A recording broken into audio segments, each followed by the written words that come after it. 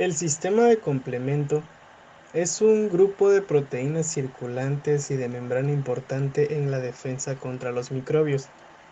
Muchas proteínas del complemento son enzimas proteolíticas y la activación del complemento implica la activación secuencial de estas enzimas. En este video nos centraremos solamente en la vía clásica. La vía clásica se desencadena más a menudo después de que los anticuerpos se unan a los microbios o a otro tipo de antígenos, por lo que es un componente de la rama humoral de la inmunidad adaptativa. Esta comienza cuando el anticuerpo se une a la superficie celular y termina con la lisis de la célula. Las proteínas de esta vía son designadas del complejo 1 al complejo 9. Posteriormente se evidenció que no existe un orden secuencial entre estas, ya que el complejo 1 es seguido por el complejo 4, el complejo 2, el complejo 3 y el 5, con recuperación de la secuencia del complejo 6 al complejo 9. La vía clásica de activación del complejo incluyen los siguientes componentes. La primera etapa de esta vía es el complejo antígeno-anticuerpo. En la activación del complemento por la vía clásica requiere de la presencia de complejos antígeno-anticuerpo. Mientras que los antígenos pueden ser solubles o particulados, los antígenos tienen que ser de la clase de inmunoglobulina M e inmunoglobulina G.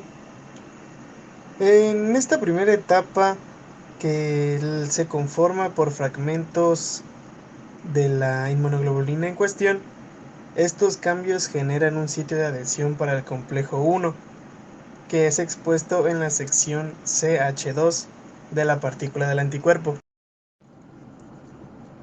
La molécula del complejo 1 está formada por subunidades del complejo 1Q.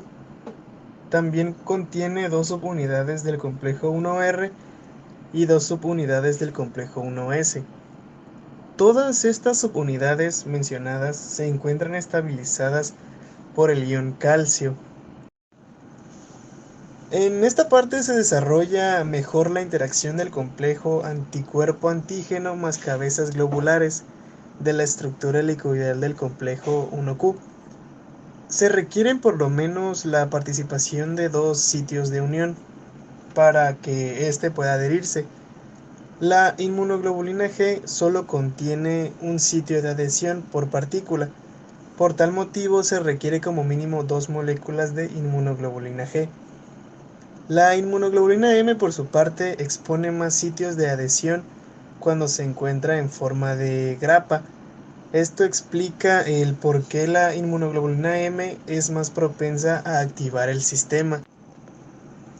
La interacción entre la región del fragmento cristalino y el complejo 1Q activa al complejo 1R y este va adquiriendo nuevas propiedades de serinproteasa, que por su parte va generando una forma más activa para el complejo 1S. El complejo 1S se compone de dos sustratos, el complejo 2 y el complejo 4. El complejo 4 es el que interactúa con el complejo 2, produciendo el complejo 4A y el complejo 4B. El complejo 4B es el que se fijará a la membrana de la célula diana. El complejo 4A, este se difunde hacia el plasma de la célula. Por su parte, el complejo 2 encuentra un sitio de unión en el complejo 4B. Como todo este complejo se encuentra cerca del complejo 1S, el complejo 2 genera el complejo 2A y el complejo 2B.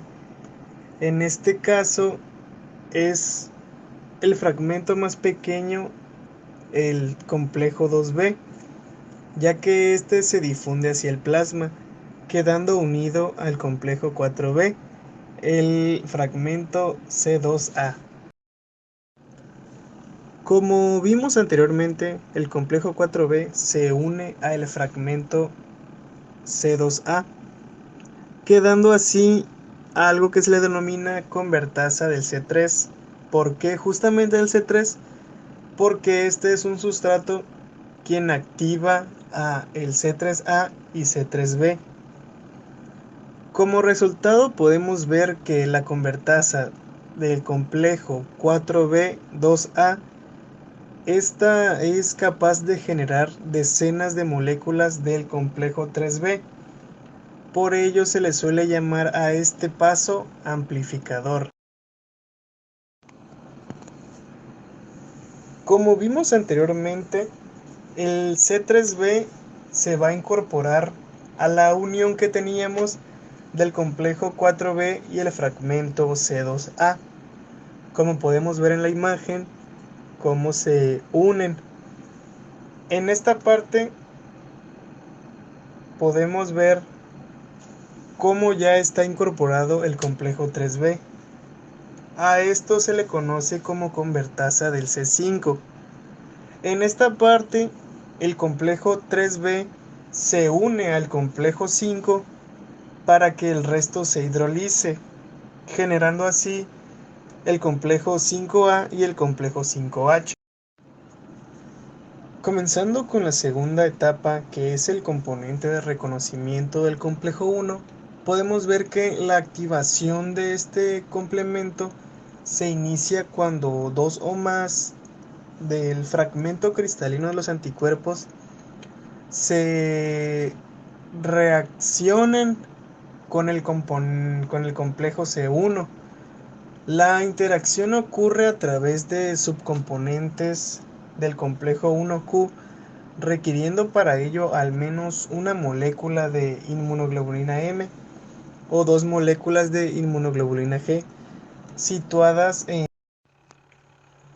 Aquí podemos ver la unión o la convergencia de estas tres vías que participan. Como pueden ver en la imagen, las vías que participan es el complejo 5B, el complejo 6, el complejo 7, el complejo 8 y el complejo 9. Ahora sí que la finalidad de esta unión es formar una estructura molecular conocida como el complejo de ataque a la membrana.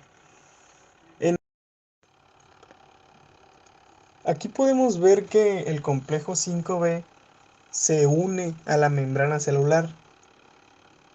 En este complejo siempre se va a unir en la región hidrofílica de la membrana.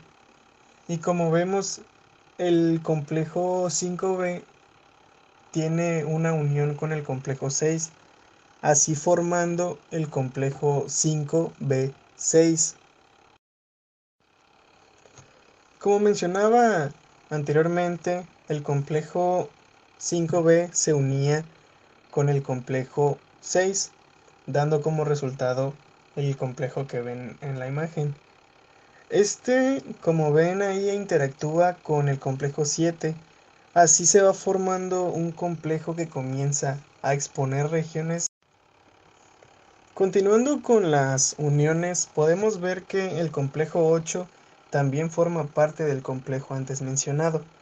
Así se va formando un pequeño poro. Este poro podría decir que es capaz de destruir glóbulos rojos, pero no células con núcleo.